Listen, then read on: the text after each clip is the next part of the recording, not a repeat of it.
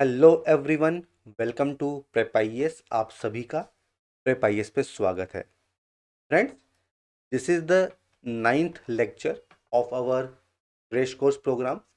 Polity हम लेके चल रहे हैं एंड आज के लेक्चर में फंडामेंटल राइट्स पार्ट 3 हम लोग डिस्कस करने वाले हैं। तो फंडामेंटल राइट्स ये काफ़ी बड़ा चैप्टर है, इसको टोटल 3 पार्ट्स में हम लोग कर रहे हैं एंड आज के सेशन में ये टॉपिक हमारा एंड हो जाएगा। ओके, तो चलिए शुरुआत करते हैं आज के इस टॉपिक की, इस सेशन की। Fundamental rights part number 03। देखिए, अभी तक हमने आर्टिकल नंबर 22 यहाँ तक कंप्लीट कर लिया है।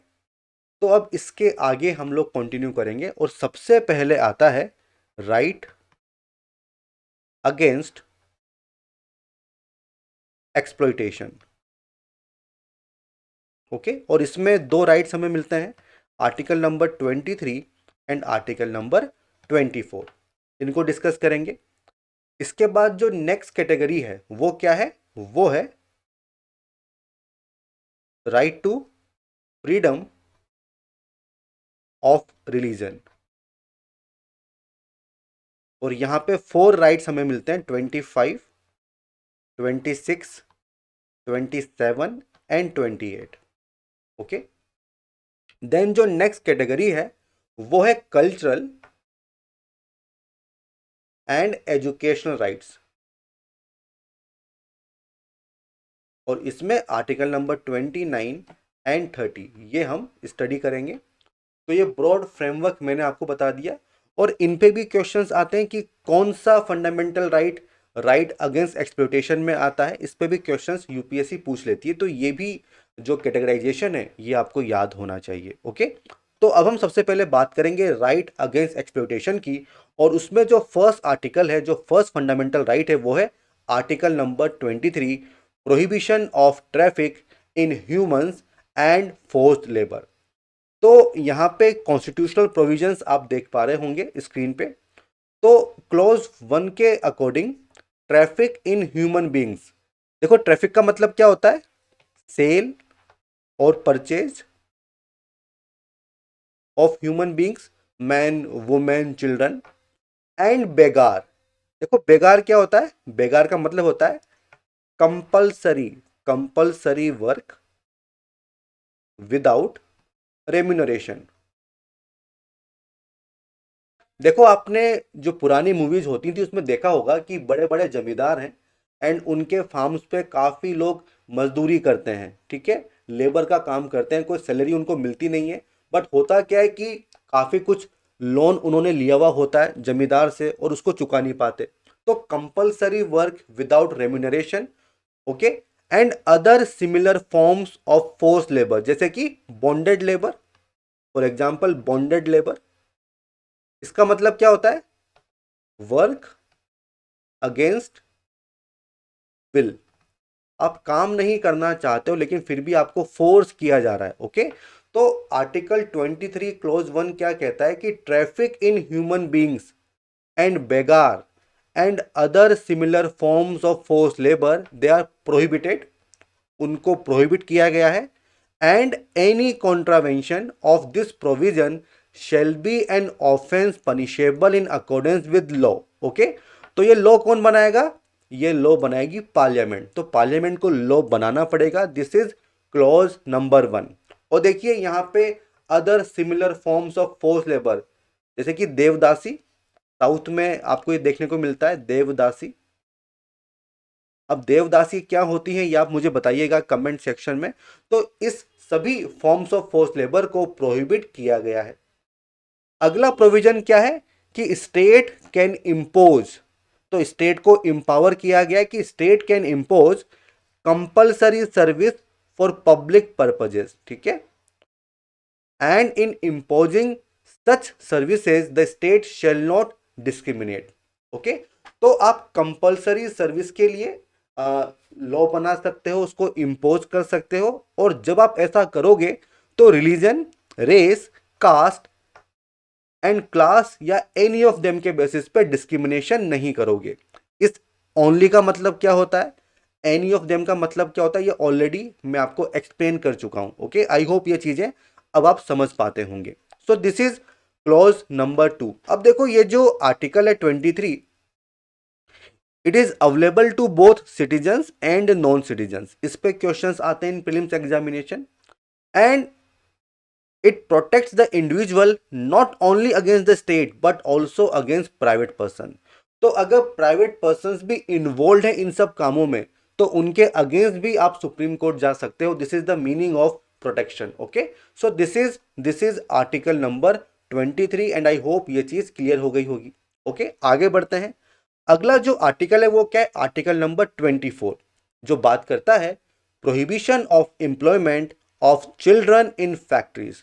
तो भाई जो बाल मजदूरी जिसको हिंदी में बोलते हैं उसको प्रोहिबिट किया गया है ताकि उनका एक्सप्लॉयटेशन ना हो। भाई ये जो आपकी एज है ये पढ़ने की है ना, तो अभी एम्प्लॉयमेंट वगैरह नहीं आपको करना चाहिए। तो प्रोहिबिट किया गया है employment of children in factories, क्योंकि काफी डेंजर वहां पे होता है काम करने के लिए, है ना।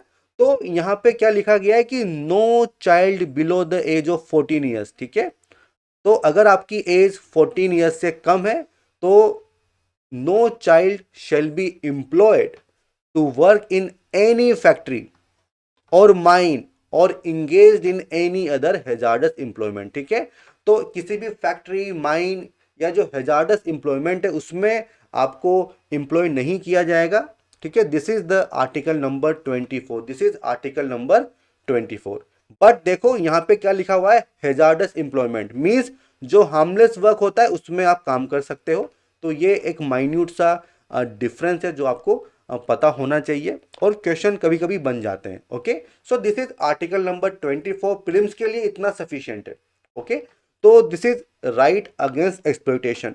अब हम बात करेंगे आर्टिकल नंबर 25, 26, 27 एंड 28 की। ओके, और ये किस कैटेगरी में आते हैं, right to freedom of religion.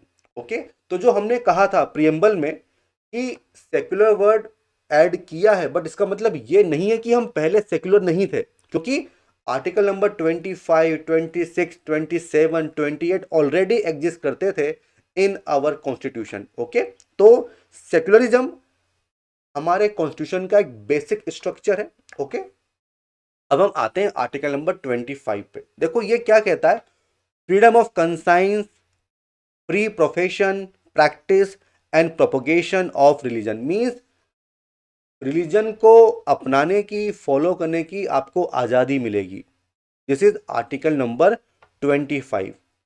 क्या कहता है, subject to public order, morality, health. So this is the first ground, this is second, this is third and fourth ground क्या है, वो काफी ब्रॉड है, other provision of this part. तो जो दूसरे फंडामेंटल राइट्स हैं वो भी एक ग्राउंड हो सकता है। ठीक है, कि स्टेट रीजनेबल रेस्ट्रिक्शन लगा दे। ओके, तो public order, morality, health and other provisions of this part means दूसरे फंडामेंटल राइट्स रेस्ट्रिक्शन बन सकते हैं। ऑल पर्सन्स, देखो पर्सन्स वर्ड यूज किया है, means citizen and non citizen दोनों यहां पे आ जाएंगे। They are equally entitled to freedom of conscience. Okay, देखो कंसाइंस का मतलब क्या होता है, इसका मतलब ये होता है इनर फ्रीडम। क्या मतलब है इनर फ्रीडम, मीन्स आपका गॉड के साथ क्या रिलेशन होगा ये आप डिसाइड कर सकते हो। This is freedom of conscience. Then the right freely to profess, तो जो भी आपके रिलीजियस बिलीफ हैं आप उसको ओपनली डिक्लेयर कर सकते हो, कोई भी आपको रोकेगा नहीं। This is the meaning of freely to profess. Then practice, तो जो भी रिलीजियस प्रैक्टिसेस हैं आप उन्हें परफॉर्म कर सकते हो, वर्शिप कर सकते हो, आपको फ्रीडम होगी। एंड प्रोपोगेट, तो जो भी आपके रिलीजियस बिलीफ हैं आप उसे ट्रांसमिट कर सकते हो, उनको डिसिमिनेट कर सकते हो, औरों को बता सकते हो। बट इसका मतलब ये नहीं है कि आप फोर्सफुल कन्वर्जन करने लग जाओ, वो अलाउड नहीं है। फोर्सफुल कन्वर्जन वो अलाउड नहीं है। ठीक है, तो दिस इज आर्टिकल नंबर 25। ठीक है, तो मीन्स आपको फ्रीडम ऑफ रिलीजन मिलेगा। ठीक है, अब इसमें देखो कुछ और प्रोविजंस हैं जिन पे क्वेश्चंस आते हैं कि state can make any law, तो आपको लॉ बनाना पड़ेगा किस लिए? रेगुलेटिंग और restricting any economic, financial, political या कहें सेक्युलर एक्टिविटी। भाई जो रिलीजियस एक्टिविटी होगी उसमें कुछ चीजें सेक्युलर होती हैं, कुछ रिलीजियस होती हैं। जैसे आप टेंपल में जाते हो तो टेंपल में किस तरह से पूजा होगी, ये क्या है? ये एक रिलीजियस एक्टिविटी है। ओके, बट वहां पे सीसीटीवी कैमरा होगा कि नहीं होगा, अपॉइंटमेंट किस तरह से होगा, ठीक है, ये सब चीजें क्या है? ये सब सेक्युलर एक्टिविटीज हैं। तो इनको स्टेट जो है वो रेगुलेट कर सकता है, इनको रेस्ट्रिक्ट कर सकता है। Okay, so this is first provision. Second क्या है? Providing for social welfare and reform. तो स्टेट के पास पावर होगी कि वो रिफॉर्म्स वगैरह ला सकते हैं। और the throwing open of Hindu religious institutions of a public character to all classes and section of Hindus. भाई पहले क्या होता था, हिंदू टेम्पल में जो लोअर कास्ट है वो अलाउड नहीं होता था। तो अब ऐसा न हो, तो इसके लिए स्टेट को एम्पावर किया गया कि आप रिफॉर्म्स ला सकते हो, आप सोशल वेलफेयर के लिए प्रोविजंस बना सकते हो, ठीक है। एंड जो हिंदू रिलीजियस इंस्टीट्यूशंस हैं उनको आप सबके लिए ओपन कर सकते हो for all section of Hindus. This is second provision. Okay, अब देखो हिंदू में कौन कौन आएगा। तो हिंदू में जैन आते हैं, हिंदू में सिख आते हैं, हिंदू में बुद्धिस्ट आते हैं। ओके, तो ये हिंदू टर्म काफी ब्रॉड है। ओके, इसके अलावा सिख लोग जो कृपाण रखते हैं उसको भी अलाउ किया गया है। तो ये दो चीजें हैं जो आपको याद रखनी होगी। Okay, so this is article number 25। अब देखो ये जो बात आती है फ्रीडम ऑफ रिलीजन, तो क्या कोई भी रिलीजियस एक्टिविटी आप परफॉर्म कर सकते हो क्या? क्या हर चीज की फ्रीडम आपको मिलेगी क्या? तो यहां पे कॉन्सेप्ट आता है द डॉक्ट्राइन ऑफ असेंशियलिटी की, और अभी काफी न्यूज में भी थी। तो भाई देखिए कौन सी एक्टिविटी एक पर्टिकुलर रिलीजन के लिए असेंशियल है या इंटीग्रल है, ये देखना बहुत जरूरी है। और जो एक्टिविटी असेंशियल होगी, इंटीग्रल होगी, उसी के लिए प्रोटेक्शन आपको दिया जाएगा, अदरवाइज नहीं दिया जाएगा। This is the doctrine of essentiality. अब क्वेश्चन ये आता है कि कौन डिसाइड करेगा कि ये एक्टिविटी असेंशियल है या नहीं है? तो अगेन जुडिशरी डिसाइड करेगी, हाई कोर्ट, सुप्रीम कोर्ट वो डिसाइड करते हैं। एंड ये जो डॉक्ट्रिन है इसको इन्वेंट किया था बाय सुप्रीम कोर्ट इन शिरूर मठ case 1954। Again very important information जिस पे क्वेश्चंस बनते हैं। अभी रिसेंटली हिजाब वाला इशू चल रहा था, ओके, कर्नाटका में। तो कर्नाटका हाई कोर्ट ने क्या कहा कि हिजाब पहनना ये असेंशियल नहीं है इस्लाम में, तो इसको बैन कर दिया था। अगर आपने करंट अफेयर फॉलो किए होंगे तो आपको पता चलेगा। उसके बाद ये मैटर सुप्रीम कोर्ट में जाता है। तो वहां पे 2 जज बेंच थी। एक जज ने क्या बोला कि हिजाब को बैन कर दो, और दूसरों ने क्या बोला कि नहीं, बैन नहीं करना चाहिए। तो एक स्प्लिट वर्डिक्ट हमें देखने को मिला सुप्रीम कोर्ट के केस में। तो ये करंट अफेयर में था, इसलिए आप रिलेट कर सकते हो। Okay, so this is the doctrine of essentiality. I hope this is clear. अब हम आते हैं आर्टिकल नंबर 26 पे। तो इसका क्या टाइटल है? Freedom to manage religious affairs. देखते हैं इसमें क्या प्रोविजंस हैं। तो भाई subject to public order, morality and health. तो ये क्या है? ग्राउंड्स हैं जिनके बेसिस पे स्टेट रीजनेबल रेस्ट्रिक्शन इंपोज कर सकता है public order, morality and health. Every religious denomination और any section shall have the right. तो यहां पे ग्रुप राइट्स की बात हो रही है ना, ग्रुप राइट्स की बात हो रही है। जबकि जो आर्टिकल 25 है वो इंडिविजुअल राइट्स की बात करता है, वहां पे पर्सन लिखा हुआ है। जबकि यहां पे क्या है? एवरी रिलीजियस डिनोमिनेशन और एनी सेक्शन। तो दिस इज अबाउट ग्रुप, है ना। तो यहां पे ग्रुप राइट्स की बात हो रही है। तो किस बात का अधिकार होगा? Shall have the right to establish and maintain institution for religious and charitable purposes. ठीक है, तो एवरी रिलीजियस डिनोमिनेशन या उसका सेक्शन रिलीजियस या फिर चैरिटेबल पर्पस के लिए इंस्टीट्यूशंस को इस्टेब्लिश कर सकता है, उनको मेंटेन कर सकता है, और जब इंस्टीट्यूशन बन गया तो उसके जो अफेयर्स हैं उसको मैनेज भी कर सकता है इन मैटर्स ऑफ रिलीजन। ओके, यही तो बात होती है फ्रीडम ऑफ रिलीजन की। तो जो भी आपके रिलीजियस अफेयर्स हैं आप उनको मैनेज कर सकते हैं। ओके, प्रॉपर्टी को ऑन कर सकते हो, उसको एक्वायर कर सकते हो, ये भी राइट आपको मिला है। And to administer such property in accordance with law. ठीक है, तो मैनेज कर सकते हो, प्रॉपर्टी को अक्वायर कर सकते हो, उसको एडमिनिस्टर भी आप कर सकते हो। ये सारे राइट्स आपको मिलते हैं और ये सब ग्रुप राइट्स हैं। Okay, so this is article number 26। अब देखो यहां पे बात ये आती है कि आप कैसे डिसाइड करोगे कि ये चीज रिलीजियस डिनोमिनेशन है या नहीं है। तो इस पे भी क्वेश्चंस पूछे जाते हैं। तो यहाँ पे बहुत ही फेमस एक सुप्रीम कोर्ट का केस था, SP Mittal versus union of India. ये 1982 का केस है। तो इस केस में सुप्रीम कोर्ट ने यह कहा कि कोई डिनोमिनेशन रिलीजियस है या नहीं है तो इसके लिए it must satisfy 3 conditions. 3 condition देखी जाएंगी। पहला क्या होगा? पहला ये कि भाई एक तो ना सिस्टम ऑफ बिलीफ आपके पास होना चाहिए। ओके, आपकी खुद की फिलोसॉफी होनी चाहिए। ओके, दूसरा एक कॉमन ऑर्गेनाइजेशन आपके पास होना चाहिए। ठीक है, एंड तीसरा एक डिस्टिंक्टिव नेम आपके पास होना चाहिए। तो ये 3 क्राइटेरिया हैं जो आपको पता होने चाहिए एंड इसके बेसिस पे डिसाइड होगा कि एक पर्टिकुलर डिनोमिनेशन रिलीजियस है या नहीं है। Okay, system of belief, philosophy, doctrine आपके पास होनी चाहिए, एक कॉमन ऑर्गेनाइजेशन आपके पास होनी चाहिए जिसे लोग फॉलो करें, एंड तीसरा एक डिस्टिंक्टिव नेम आपके पास होना चाहिए। तो दिस इज आर्टिकल नंबर 26। अब हम बात करते हैं आर्टिकल नंबर 27 की, और यह बात करता है freedom from taxation for promotion of A religion. भाई स्टेट जो है ना किसी पर्टिकुलर रिलीजन को प्रमोट करने के लिए आपसे टैक्स नहीं लेगा। हमने क्या बात की थी, व्हाट इज सेक्युलरिज्म।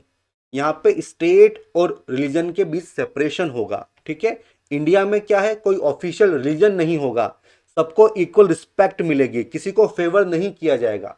तो गवर्नमेंट जो है, स्टेट जो है, किसी पर्टिकुलर रिलीजन को प्रमोट करने के लिए आपसे टैक्स नहीं ले सकता है। ठीक है, तो no person shall be compelled to pay any taxes जिसकी प्रोसीड्स जो हैं वो यूज हो रही हैं इन द प्रमोशन और maintenance of any particular religion और religious denomination.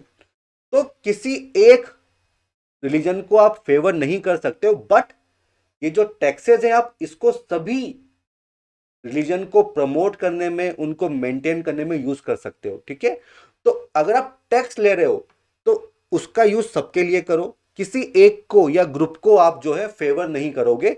This is the meaning of article number 27 and I hope this is clear. Okay, अब देखो यहां पे जो है केवल टैक्सेस को मना किया है कि आप टैक्स लेवी नहीं कर सकते हो, बट फी आप ले सकते हो। आपने देखा होगा जो बहुत सारे मंदिर होते हैं वहां पे वीआईपी दर्शन होते हैं, आपसे एक फी ली जाती है कि इतना पैसा लगेगा। तो वो फी क्यों ली जा रही है? बेसिकली जो मंदिर है उसको आपको मेंटेन भी करना है, वहाँ पे आपको सिक्योरिटी फीचर्स लगाने हैं, वहाँ पे आपको साफ सफाई करनी है, बहुत सारी चीज़ें होती हैं। ठीक है, हो सकता है कि वहाँ पे लोगों के लिए ड्रिंकिंग वाटर का अरेंजमेंट किया जा रहा है। तो ये एक फ़ी है। ठीक है, ये एक फ़ी है और इसके बदले में आपको सर्विस दी जा रही है, तो फ़ी अलाउड है, बट टैक्स यहाँ पे लेना अलाउड नहीं है। This is the meaning of article number 27 and I hope ये कॉन्सेप्ट आपका क्लियर हो गया होगा। ठीक है, आगे बढ़े। अब हम आते हैं आर्टिकल नंबर 28 पे, जो कि आखिरी फंडामेंटल राइट है इस कैटेगरी में।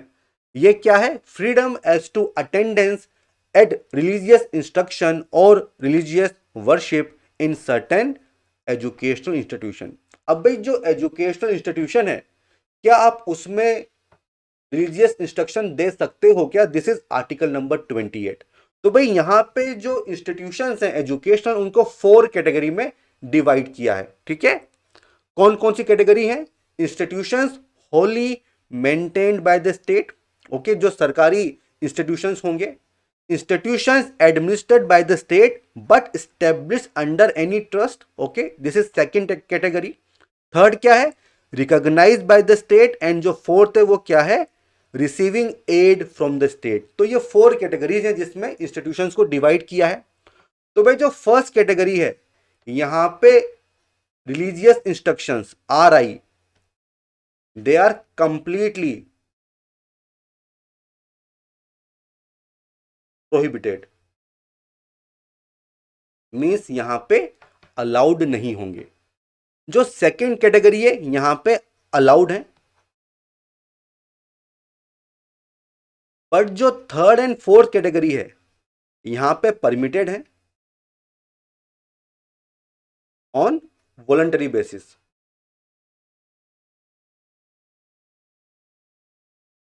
तो भाई ये जो 4 कैटेगरीज हैं और इनमें क्या चीज होती है ये आपको याद होना चाहिए, और इस पे यूपीएससी क्वेश्चन पूछती है इन प्रीलिम्स एग्जामिनेशन, ठीक है। तो ये चारों कैटेगरी आपको अच्छे से पता होनी चाहिए, और किसमें क्या चीज प्रोहिबिटेड है, परमिटेड है, ये कॉन्सेप्ट आपका क्लियर होना चाहिए। Okay, so this is article number 28। अब हम आते हैं अगले राइट्स पे, वो है आर्टिकल नंबर 29 एंड 30। और कौन सी कैटेगरी है, कल्चरल एंड एजुकेशनल राइट्स, ठीक है, कल्चरल एंड एजुकेशनल राइट्स। अब जो आर्टिकल नंबर 29 है ये बात करता है protection of interest of minorities, ठीक है। अब भाई ये जो वर्ड है ना माइनॉरिटीज, ये वर्ड यूज तो किया है इन द कॉन्स्टिट्यूशन, बट इसको कहीं पर भी डिफाइन नहीं किया है, इट इज नॉट डिफाइंड। इस पे भी क्वेश्चंस आते हैं कि क्या इसको डिफाइन किया है, क्या नहीं भाई डिफाइन नहीं किया है। अब आर्टिकल 29 क्या कहता है, इसमें दो क्लोजेज आपको मिलेंगी कि any section of citizen, any section of citizen residing in territory of India और एनी पार्ट जिसका डिस्टिंक्ट लैंग्वेज है, स्क्रिप्ट है या फिर कल्चर है, उसके पास ये अधिकार होगा, ये राइट होगा कि उसको कंजर्व कर सकता है, उसको कंजर्व कर सकता है, ठीक है। अब देखो यहां पे क्वेश्चन क्या बनता है कि यहां पे माइनॉरिटी वर्ड यूज नहीं किया गया है, यहां पे वर्ड क्या यूज किया हुआ है, एनी सेक्शन ऑफ सिटीजन। तो ये सबके लिए एप्लीकेबल है, भले ही आप माइनॉरिटी हो या माइनॉरिटी नहीं हो, ठीक है। बट अगर आपके पास डिस्टिंक्ट लैंग्वेज है, स्क्रिप्ट है, कल्चर है, तो आप उसको कंजर्व कर सकते हो। ओके, इसके बाद no citizen, again the word is citizen, यहां पे भी माइनॉरिटी वर्ड यूज नहीं किया गया है। तो no citizen shall be denied admission into any educational institution maintained by state, या आप फंड्स वहां से ले रहे हो, on grounds only of religion, race, caste, language और एनी ऑफ देम, ठीक है। तो इन ग्राउंड्स के बेसिस पे डिस्क्रिमिनेशन नहीं किया जाएगा, किसी की भी एंट्री को डिनाई नहीं किया जाएगा। ओके, जो एजुकेशनल इंस्टीट्यूशंस होते हैं वहां पे मेंटेन्ड और receiving funds from the state. Alright, is this clear? तो this is article number 29। Okay, अब हम आते हैं अगले आर्टिकल पे, और वो है आर्टिकल नंबर 30। इंपॉर्टेंट है, right of minorities to establish and administer educational institution.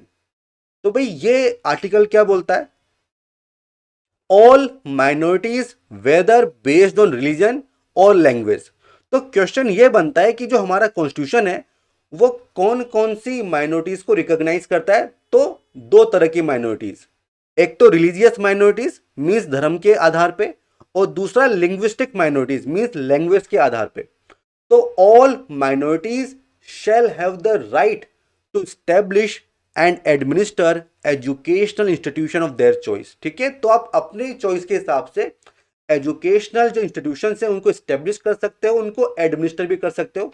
अब यहाँ पे सिटीजन वर्ड यूज नहीं किया है, यहाँ पे द वर्ड इज माइनॉरिटीज, तो ये डिफरेंस हमें देखने को मिलता है। ओके, तो this is the first provision. Second क्या है, अगर स्टेट आपकी प्रॉपर्टी को एक्वायर करता है तो फिर उसमें जो है कंपनसेशन स्टेट को देना होगा। This is 1A। Okay, in case of compulsory acquisition of any property, ठीक है, state shall ensure that amount fixed by law for the acquisition of such property is such as would not restrict the right guaranteed under that clause. Means आपको compensation देना पड़ेगा। This is 1A।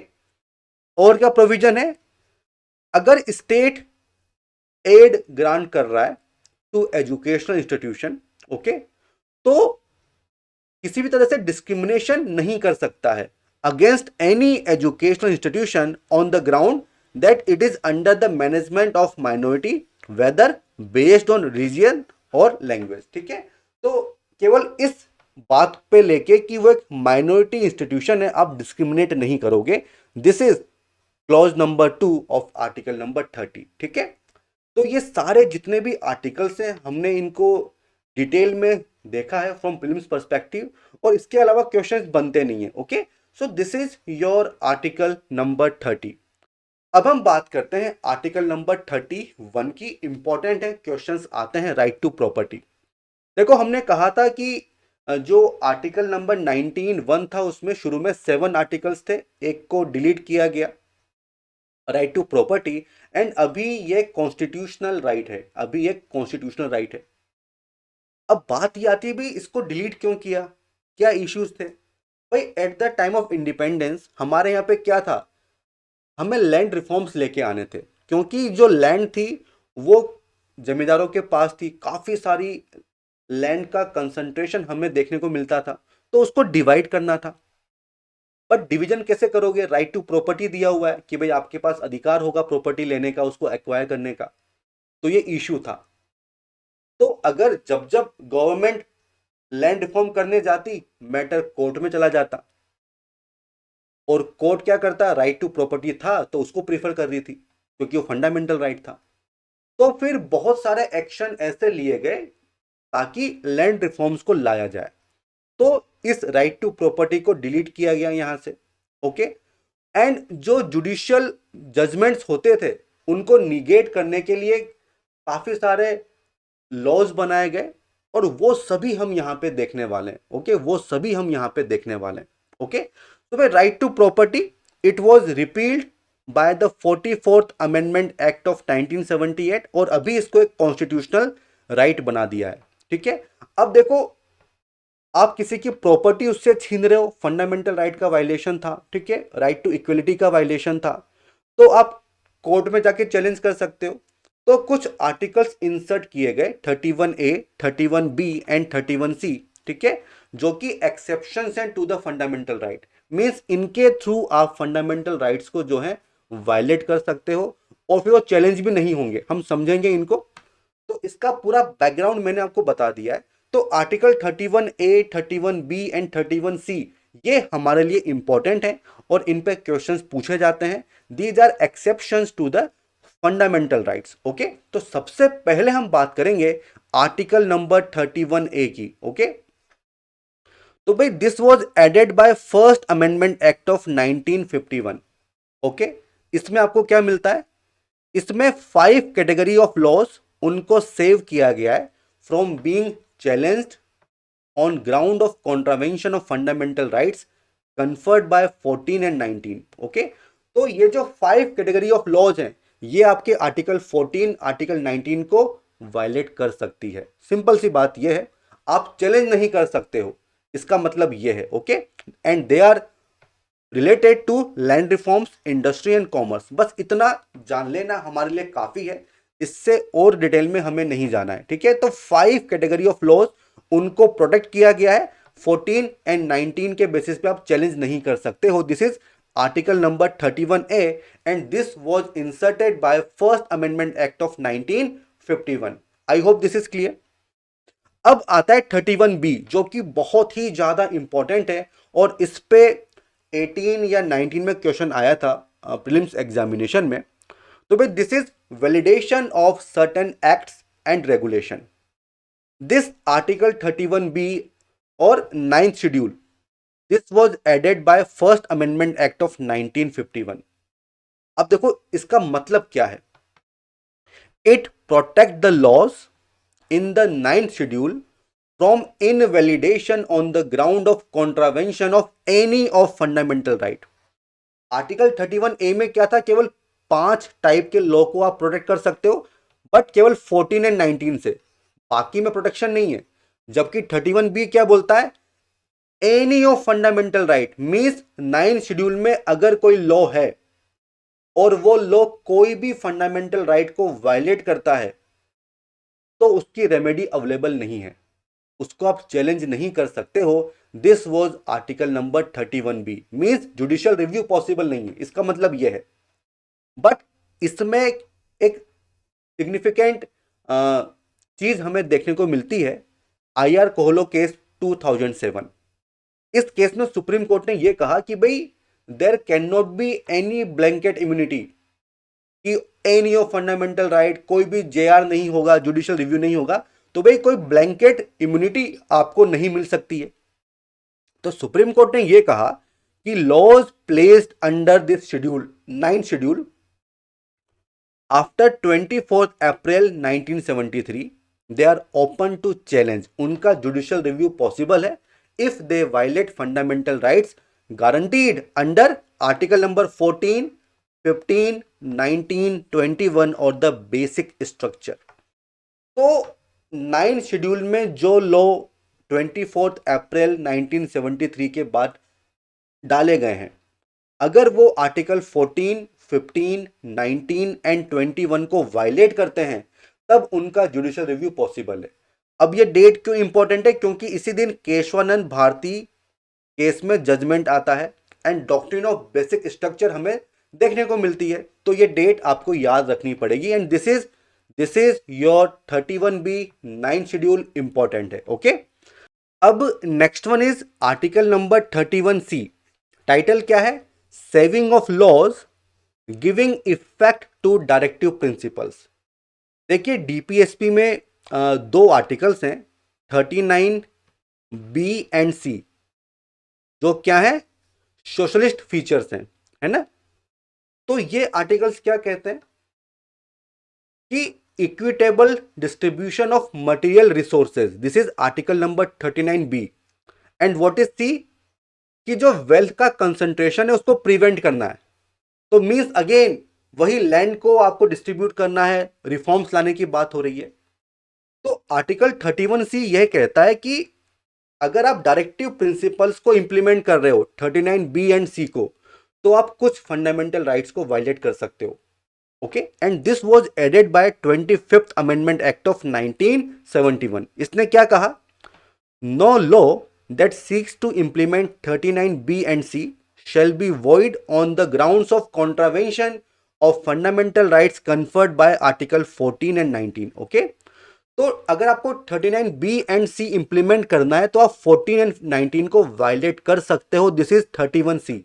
Okay, and इसमें second provision ये था कि no law containing a declaration that it is for giving effect to such policies shall be questioned in any court on the ground that it does not give effect to such a policy। Means आपने कोई law बनाया जिसका objective ये था कि हमें article 39B या C को इंप्लीमेंट करना है, बट आप उसको इंप्लीमेंट नहीं कर रहे हो, तो इस बेसिस पे आप क्वेश्चन नहीं कर सकते हो। तो दिस इज सेकेंड प्रोविजन। अब देखो जो केशवानंद भारती केस था उसमें सुप्रीम कोर्ट ने यह कहा कि this is valid but this is unconstitutional because judicial review is the basic structure, आप उससे छीन नहीं सकते हो। ओके, अब इसके बाद अगेन 42nd अमेंडमेंट एक्ट होता है इन 1976, जिसमें जो फर्स्ट प्रोविजन है इसके स्कोप को एक्सटेंड किया गया। It included within its protection any law to implement any of DPSP. तो पहले तो केवल दो ही आर्टिकल थे 39B and C, but by 42nd amendment act इसका स्कोप क्या किया? बढ़ा दिया गया कि कोई भी डायरेक्टिव प्रिंसिपल। ओके, बट फिर in 1980 Minerva mill case supreme court ने कहा कि this is unconstitutional, this is unconstitutional. I hope this is clear. तो this is article number 31C। तो हमने 31A, 31B एंड 31C तीनों देख लिए हैं। अब हम आते हैं अगले आर्टिकल पे और वो है article number 32, the most important article of this constitution, right to constitutional remedies. देखिए इतने सारे फंडामेंटल राइट्स आपको मिल गए, बट मान लो स्टेट ने आपके राइट्स आपसे छीन लिए एंड कोई रेमेडी आपके पास नहीं है, कोई सोल्यूशन आपके पास नहीं है, तो ऐसे राइट्स का क्या फायदा? तो इसीलिए आर्टिकल नंबर 32 सबसे ज्यादा इंपॉर्टेंट आर्टिकल है of this constitution, right to constitutional remedy. Means अगर स्टेट आपके फंडामेंटल राइट्स को छीनता है उनका वायलेशन करता है तो आप डायरेक्टली सुप्रीम कोर्ट जा सकते हो और ये इटसेल्फ आपका फंडामेंटल राइट है। ठीक है, तो सुप्रीम कोर्ट जाना ये भी आपका फंडामेंटल राइट है। Okay, this is basic structure, इसको बाय अमेंडमेंट भी कोई छीन नहीं सकता है। तो the right to move the supreme court by appropriate proceeding for the enforcement of the right conferred by this part is guaranteed. Means not by way of appeal, आप directly जा सकते हो supreme court. This is article number 32। इसके अलावा supreme court shall have power to issue directions or orders or writs for the enforcement of fundamental rights। तो supreme court को काफी wide powers यहां पे दी गई हैं बाय आर्टिकल नंबर 32। ओके, इसके अलावा पार्लियामेंट में बाय लॉ, मींस पार्लियामेंट कोई लॉ बना सकती है और by that law parliament can empower any other court, किसी दूसरे कोर्ट को एम्पावर कर सकती हैं टू इश्यू रिट्स। ओके, तो रिट्स इश्यू करने के लिए पार्लियामेंट किसी दूसरे कोर्ट को एम्पावर कर सकती है, बट इसमें हाई कोर्ट नहीं आएगा बिकॉज ये पावर ऑलरेडी 226 में आपको दी गई है। तो ये चीज आपको ध्यान रखनी होगी। This is the third provision. And fourth क्या है? The right guaranteed by this article shall not be suspended except otherwise provided by this constitution. वो हम देखेंगे जब हम बात करेंगे इमरजेंसी प्रोविजंस की। तो these are the 4 provisions. Article number 32 right to constitutional remedy, बहुत ही इंपॉर्टेंट ये आर्टिकल है। अक्सर क्वेश्चन आपको मिलेंगे इन प्रीलिम्स एग्जामिनेशन। ओके, अब देखो इस आर्टिकल की वजह से सुप्रीम कोर्ट को कहा जाता है defender and guarantor of fundamental rights. ठीक है, ये क्वेश्चन भी इंपॉर्टेंट है। और हमने देखा कि this article vested supreme court with original and wide powers. देखो इसका मतलब क्या होता है ओरिजिनल का? मींस आप डायरेक्टली सुप्रीम कोर्ट जा सकते हो, बाय वे ऑफ अपील नहीं जाओगे, आप फर्स्ट इंस्टेंस में आप सुप्रीम कोर्ट जा सकते हो। एंड वाइड का मतलब क्या है? आप डायरेक्शन इशू कर सकते हो, आप ऑर्डर इशू कर सकते हो, आप रिट्स भी इशू कर सकते हो। This is the meaning of wide powers, है ना। तो ये स्टेटमेंट आते हैं in your prelims examination. Okay, तो ये स्टेटमेंट्स आपको याद होने चाहिए। अब देखो इसमें यह चीज ध्यान रखना, only the fundamental rights guaranteed by the constitution can be enforced under 32, not any other right. केवल फंडामेंटल राइट, आप लीगल राइट्स को लेके या जो स्टैट्यूटरी राइट्स हैं उनको लेके सुप्रीम कोर्ट नहीं जा सकते हो, वो आपका फंडामेंटल राइट नहीं होगा। अगर आपके केवल फंडामेंटल राइट्स वायलेट हो रहे हैं तब आप सुप्रीम कोर्ट जा सकते हो, और वही राइट्स आपको मिलता है under article number 32। Okay, and इस पे भी क्वेश्चंस पूछे जाते हैं। ओके, अब देखो एक और चीज है, in case of enforcement of FRs the jurisdiction of supreme court is original but not exclusive. देखो एक्सक्लूसिव का मतलब क्या होता है कि केवल सुप्रीम कोर्ट के पास ये पावर होगी, ऐसा बिल्कुल नहीं है। It is concurrent with jurisdiction of high court under 226, means high court के पास भी ये पावर होगी अंडर आर्टिकल नंबर 226, वो भी रिट्स इशू कर सकते हैं। Okay, I hope this is clear. So it vest original power in high court to issue directions, order, writs of all kinds for the enforcement of fundamental rights. तो high court को भी empower किया गया है। अब supreme court ने यह कहा है कि अगर रेमेडी हाई कोर्ट के पास अवेलेबल है अंडर 226, तो पहले आप वहां पे जाइए, उसके बाद हमारे पास आना। ओके, तो this is the ruling of supreme court कि इफ द रेमेडी और रिलीफ इज अवेलेबल अंडर 226, तो पहले आप वहां पे जाके उसको देखिए, उसके बाद हमारे पास आइएगा। This is article number 32। Okay, so इसीलिए डॉक्टर अंबेडकर ने कहा कि this is the most important article of the constitution. Okay, very soul of the constitution and the very heart of it. Okay, और इन सब टर्म्स पे क्वेश्चन आते हैं in prelims examination, and this is basic feature, this is basic feature of the constitution. Okay, article number 32। अब हम बात करते हैं रिट्स की। जैसे कि इस बार क्वेश्चन आया था मैंडेमस को लेके, तो रिट्स इंपॉर्टेंट है। कितने टाइप की होती है, इनका क्या स्कोप होता है, तो ये कुछ फैक्चुअल इंफॉर्मेशन होगी जो आपको याद रखनी होगी, बट क्वेश्चंस आते हैं। अब देखो जो सुप्रीम कोर्ट है, जो हाई कोर्ट है, इनके पास पावर होती है रिट्स को इशू करने की। Habeas corpus, mandamus, prohibition, certiorari and quo warranto, ये डिफरेंट टाइप की रिट्स हैं जिनको सुप्रीम कोर्ट, हाई कोर्ट जो है इशू कर सकता है for the protection of fundamental rights of citizens. ठीक है, तो ये चीज ध्यान रखना। इसके अलावा parliament can empower any other court, हमने देखा आर्टिकल नंबर 32 में पार्लियामेंट लॉ बना के और कोर्ट्स को भी ये पावर दे सकती हैं। ओके, इसके अलावा ये जो कॉन्सेप्ट है ये हमने लिया है फ्रॉम इंग्लैंड, इस पे भी क्वेश्चंस आते हैं कि फ्रॉम इंग्लैंड हमने ये लिया है। अब देखो हमने देखा कि 32 एंड 226 दोनों में पावर है रिट को इश्यू करने की, बट कुछ डिफरेंसेस हैं और ये डिफरेंसेस इंपॉर्टेंट है, इस पे क्वेश्चंस आते हैं, इस पे क्वेश्चंस आते हैं। देखो जो सुप्रीम कोर्ट है वो केवल और केवल फंडामेंटल राइट्स के इन्फोर्समेंट के लिए ही रिट इशू कर सकता है और किसी दूसरे राइट के लिए नहीं। बट जो हाई कोर्ट है वो फंडामेंटल राइट के अलावा किसी दूसरे पर्पस के लिए भी रिट्स को इशू कर सकता है। मान लो अगर आपके लीगल राइट्स वायलेट हुए हैं तो आप हाई कोर्ट के पास जा सकते हो क्योंकि वहां पावर है। तो लीगल राइट के केस में भी हाई कोर्ट रिट इशू कर सकता है। तो हम कह सकते हैं कि the writ jurisdiction of supreme court in this context is narrower than high court, क्योंकि वो ज्यादा केसेस में रिट इशू कर सकता है, स्कोप ज्यादा है। दूसरा, टेरिटोरियल जुरिडिक्शन, भाई सुप्रीम कोर्ट तो पूरे इंडिया के लिए करेगा, जबकि हाई कोर्ट उसका जो जुरिडिक्शन है वो लिमिटेड होता है, जनरली जो स्टेट है वही रहेगा। तो जो टेरिटोरियल जुरिडिक्शन है सुप्रीम कोर्ट का वो ज्यादा रहेगा, वाइडर होता है। देन तीसरा क्या है, रेमेडी अंडर 32 वो एक फंडामेंटल राइट है, तो सुप्रीम कोर्ट मना नहीं करेगा।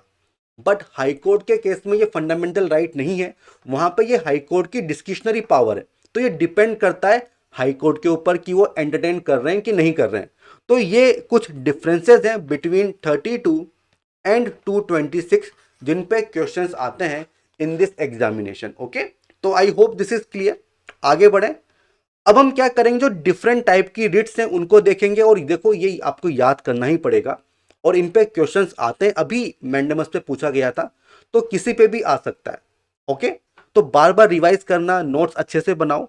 तो भाई हेबियस कॉर्पस का मतलब क्या होता है, to have the body of. देखो सबका मीनिंग आपको याद होना चाहिए। तो मान लो किसी को डिटेन कर लिया है, अब ये मैटर गया सुप्रीम कोर्ट में या हाई कोर्ट में, तो वो क्या करेंगे, अब वो एग्जामिन करेंगे कि जो डिटेंशन है वो लीगल है कि नहीं है।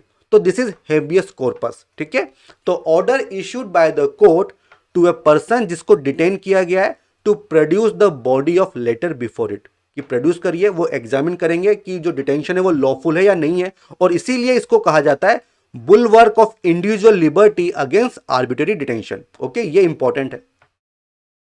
अब it can be issued against public authorities as well as private individuals. Again बहुत इंपॉर्टेंट चीज है, इन पे क्वेश्चंस आते हैं। बट इसको कब इश्यू नहीं किया जा सकता है, ये केसेस आपको याद रखने पड़ेंगे।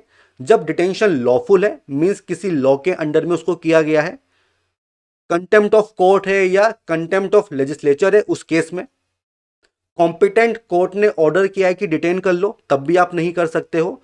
And detention is outside the jurisdiction of the court, तो इन सब केसेस में हेबियस कॉर्पस को आप इशू नहीं कर सकते हो। But the most important thing, it is available, it is issued, it can be issued against public authorities as well as the private individuals. तो ये चीज बहुत ही ज्यादा इंपॉर्टेंट है। अगला आता है मैंडेमस, मतलब वी कमांड। तो अगर कोई गवर्नमेंट और पब्लिक ऑफिशियल है जो अपनी ड्यूटीज को सही से परफॉर्म नहीं कर रहा है, उस केस में इस रिट को इशू किया जाता है। Mandamus means we command. तो it is a direction issued by court to a public official asking him to perform, कि भाई जो काम दिया है, जो ड्यूटी है आपकी, उसको परफॉर्म करो। ठीक है, सो उस केस में कोर्ट्स जो है वो मैंडेमस की रिट इशू करते हैं। अब it can be issued against any public body, corporation, inferior court, higher court को नहीं, इंफीरियर कोर्ट, ट्रिब्यूनल और गवर्नमेंट। ठीक है, तो यहां पे प्राइवेट जो इंडिविजुअल्स हैं उनके अगेंस्ट ये अवेलेबल नहीं है, ये चीज ध्यान रखना। तो प्राइवेट इंडिविजुअल, उनके अगेंस्ट आप इशू नहीं कर सकते हो। टू इन्फोर्स डिपार्टमेंटल इंस्ट्रक्शन, जिनका कोई स्टेचुटरी फोर्स नहीं होता है, तो उस केस में इशू नहीं करोगे। जब ड्यूटी डिस्क्रिशनरी है, मैंडेटरी नहीं है। ठीक है, कोई कॉन्ट्रैक्ट आपने साइन किया है, उस केस में भी नहीं होगा। Against the president and governor, बहुत इंपॉर्टेंट है, and against the chief justice of high court acting in judicial capacity आप मैंडेमस को इशू नहीं कर सकते हो। तो ये कुछ एक्सेप्शंस हैं। और सबसे इंपॉर्टेंट क्या है, प्राइवेट। तो प्राइवेट इंडिविजुअल के अगेंस्ट मैंडेमस की जो रिट है वो इशू नहीं होती है। It can be issued against public body, corporation, inferior court, tribunal और गवर्नमेंट। मीन्स भाई अपना काम करो। Okay, this is mandamus. अगला आता है प्रोहिबिशन। इसका मतलब क्या है, टू फॉरबिड। देखो ये नाम याद करने हैं क्योंकि मैच द फॉलोइंग में आ सकता है कि प्रोहिबिशन का मतलब क्या है, मैंडेमस का मतलब क्या है। तो प्रोहिबिशन, क्या चीज प्रोहिबिट हो रही है, it is issued by higher court to a lower court और ट्रिब्यूनल। तो भाई या तो सुप्रीम कोर्ट करेगा हाई कोर्ट को, या हाई कोर्ट करेगा जो लोअर कोर्ट से उनको। तो higher court to lower court और ट्रिब्यूनल। ऑब्जेक्टिव क्या है, to prevent the latter from exceeding jurisdiction. अगर आप अपने जुरिडिक्शन या अधिकार क्षेत्र से बाहर काम कर रहे हो, या आपने किसी दूसरे कोर्ट का जुरिडिक्शन अपने हाथ में ले लिया है, तो उस केस में हायर कोर्ट लोअर कोर्ट को मना करता है, भाई ऐसा मत करो। प्रोहिबिशन की जो रिट है वो इशू हो जाती है। ओके, तो मैंडेमस में हमने क्या देखा था कि भाई अपनी ड्यूटी परफॉर्म करो, it directs activity. But prohibition क्या है, वो मना करता है कि भाई ये काम मत करो, तो it directs inactivity. Okay, it can be issued only against judicial and quasi judicial. बहुत ही इंपॉर्टेंट है। तो जो जुडिशियल ऑथोरिटीज हैं, जो क्वासी जुडिशियल ऑथोरिटीज हैं, केवल उन्हीं के केस में आप इशू कर सकते हो। आप administrative authorities, legislative bodies and private individuals के अगेंस्ट इस रिट को इशू नहीं कर सकते हो। This is prohibition.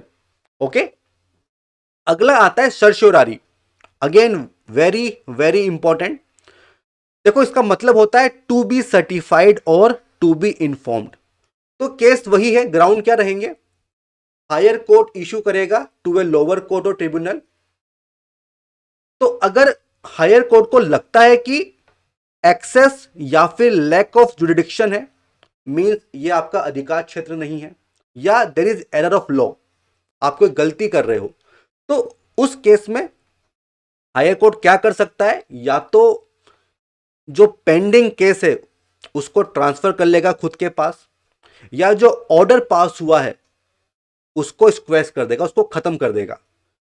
तो ये केवल प्रिवेंटिव नहीं है बल्कि क्यूरेटिव भी है, क्योंकि यहां पे सोल्यूशन दिया हुआ है, या तो ट्रांसफर कर लो या जो ऑर्डर है उसको खत्म कर दो। तो it is both preventive as well as curative, जबकि पहले वाला प्रिवेंटिव था। ओके, देखो अब ये किसके अगेंस्ट आप इशू कर सकते हो, शुरुआत में only against judicial and quasi judicial bodies, not against administrative authorities. But 91 में सुप्रीम कोर्ट का रूलिंग है कि it can be issued even against administrative authorities affecting rights of individual. बहुत ही इंपॉर्टेंट है, ठीक है। तो it can be issued against administrative authorities, but legislative bodies नहीं एंड प्राइवेट इंडिविजुअल्स नहीं, उनके अगेंस्ट आप इसको इशू नहीं कर सकते हो। This is certiorari. अगला आता है quo warranto. Means by what authority. तो भाई मान लो अगर कोई इंडिविजुअल है जिसने कोई पब्लिक ऑफिस पे कब्जा कर लिया है, बट वो उसके लिए एलिजिबल नहीं है, तो उस केस में को वारंटो की जो रिट है वो इशू होती है, issued by court to inquire into legality of claim of a person to a public office। ठीक है भाई, अगर आप एलिजिबल नहीं हो तो उसको एग्जामिन किया जाएगा, इंक्वायरी की जाएगी। तो दिस इज को वारंटो, मतलब बाय व्हाट अथॉरिटी और वारंट। ठीक है, तो it prevents illegal usurpation of public office by a person. तो जो भी क्राइटेरिया है आप उसको फुलफिल कीजिए, नहीं करते हो तो को वारंटो हो सकता है। ठीक है, आई होप दिस इज क्लियर। अब देखो, किसी मिनिस्टीरियल ऑफिस के अगेंस्ट इशू नहीं करोगे, प्राइवेट ऑफिस के अगेंस्ट इशू नहीं करोगे, तो this writ can be issued only in case of substantive public office of a permanent character. ठीक है, क्रिएटेड बाय स्टैट्यूट और बाय द कॉन्स्टिट्यूशन। तो केवल इसी केस में को वारंटो को आप इशू कर सकते हो। क्लियर है, this is quo warranto. Okay, अब अगला आता है आर्टिकल नंबर 33, 34 एंड 35। इनको देख लेते हैं। देखो आर्टिकल नंबर 33 क्या बोलता है, power of parliament to modify the rights conferred by this part in their application to forces. भाई जो आर्म्ड फोर्सेस के मेंबर्स हैं, क्या उनके पास भी सेम फंडामेंटल राइट्स होंगे क्या, या पार्लियामेंट उनको मॉडिफाई कर सकती है, कम कर सकती है? तो भाई देखो, पार्लियामेंट जो ये फोर्सेज होती हैं, आर्म फोर्सेज, इनका क्या काम है कि लॉ एंड ऑर्डर को मेंटेन करना है। तो इनमें डिसिप्लिन होना बहुत जरूरी है। तो उसको मेंटेन करने के लिए पार्लियामेंट को पावर दी गई है कि ये जो फंडामेंटल राइट्स हैं, आप उनको जो है एब्रोगेट कर सकते हो, उनको रेस्ट्रिक्ट कर सकते हो। ठीक है, तो पार्लियामेंट बाय लॉ, तो पार्लियामेंट को इसके लिए लॉ बनाना पड़ेगा, और बाय दैट लॉ पार्लियामेंट जो आर्म्ड फोर्सेस के जो फंडामेंटल राइट्स हैं उनको रेस्ट्रिक्ट कर सकती है, उनको एब्रोगेट कर सकती है, ताकि वो अपनी ड्यूटीज को सही से डिस्चार्ज कर सकें एंड जो डिसिप्लिन है वो मेंटेन रहे। Okay, so this is article number 33, but इसमें लॉ बनाना पड़ेगा। अगला आता है आर्टिकल नंबर 34। तो ये क्या है, अगर किसी एरिया में martial law means military rule अगर लगा हुआ है, तो वहां पे भी फंडामेंटल राइट्स जो हैं वो रेस्ट्रिक्ट किए जा सकते हैं। कौन करेगा, देख लेते हैं। तो भाई देखिए, पार्लियामेंट में by law indemnify means protect कर सकती है any person in the service of state in respect of any act done by him in connection with the maintenance और restoration of order in any area जहां पे martial law लगा हुआ है। तो भाई किसी एरिया में अगर मार्शल लॉ लगा हुआ है मींस मिलिट्री रूल, और वहां पे ऑर्डर को मेंटेन करने के लिए जो गवर्नमेंट ऑफिशियल हैं, अगर उन्होंने कोई एक्ट किया है, तो पार्लियामेंट बाय लॉ उसको इंडेमनीफाई कर सकती है, उसको प्रोटेक्ट कर सकती है। एंड देखो फ्रेंड्स, बाय दैट एक्ट आपके फंडामेंटल राइट्स वायलेट भी हो सकते हैं, तो कोई भी रेमेडी आपके पास नहीं रहेगी अगर मार्शल लॉ लगा हुआ है, अगर मार्शल लॉ लगा हुआ है। Okay, so the act of indemnity made by the parliament cannot be challenged in any court on the ground of contravention of any of the fundamental right। ठीक है, तो ये प्रोटेक्शन जो है यहां पे है, मींस आपके पास सेफगार्ड नहीं रहेगा, आप चैलेंज नहीं कर सकते हो। अब ये जो कॉन्सेप्ट है मार्शल लॉ का, ये हमने लिया है ब्रिटेन से, इस पे भी क्वेश्चंस आते हैं। ओके, मार्शल लॉ, इसको कहीं पे भी डिफाइन नहीं किया गया है। अक्सर ये क्वेश्चंस आते हैं, this is defined in the constitution, but martial law केवल वर्ड यूज किया है, इसको कहीं पर भी डिफाइन नहीं किया है इन द कॉन्स्टिट्यूशन। ओके, इसका जो मीनिंग होता है वो ये होता है कि मिलिट्री रूल मीन्स जो सिविल एडमिनिस्ट्रेशन है वो मिलिट्री अथॉरिटीज जो है वो करेंगी। Okay, as per their own rules regulations. तो जो ऑर्डिनरी लॉ है अब वो नहीं चलेगा। ठीक है, अब वो नहीं चलेगा, इसका मतलब होता है suspension of ordinary law, law suspend हो जाएंगे, एंड जो मिलिट्री ट्रिब्यूनल्स हैं अब वो गवर्न करेंगी। This is martial law. Okay, this is martial law. Okay, कब कब ये इंपोज हो सकता है, in extraordinary situation like war, invasion, rebellion, riots वगैरह, उन सब केसेस में आप मार्शल लॉ लगा सकते हो, एंड उस केस में जो फंडामेंटल राइट्स हैं वो वायलेट हो सकते हैं। Okay, I hope this is clear, I hope this is clear. And friends, with this article number 34 and होता है। अब हम बात करते हैं आखिरी राइट की, और वो है आर्टिकल नंबर 35। इंपॉर्टेंट है, legislation to give effect to the provisions of this part. तो हमने देखा था कि फंडामेंटल राइट्स काफी सारे हैं, कुछ डायरेक्टली इन्फोर्सिएबल हैं, बट कुछ के लिए लॉ बनाना पड़ेगा। अब ये लॉ कौन बना सकता है, पार्लियामेंट, स्टेट लेजिस्लेचर, या दोनों? तो कॉन्स्टिट्यूशन ये कहता है कि केवल पार्लियामेंट के पास ये पावर होगी, स्टेट लेजिस्लेचर के पास ये पावर नहीं होगी। ठीक है, तो लॉ केवल पार्लियामेंट ही बना सकती है, ताकि पूरे इंडिया में यूनिफॉर्मिटी बनी रहे। ओके, एंड दूसरा प्रोविजन ये है कि क्लॉज 3 ऑफ आर्टिकल 16, ये क्या था, रेजिडेंस। याद करो, clause 3 of article 32 writ jurisdiction, article 33 armed forces, article 34 martial law, इन सब में था ना पार्लियामेंट बाय लॉ।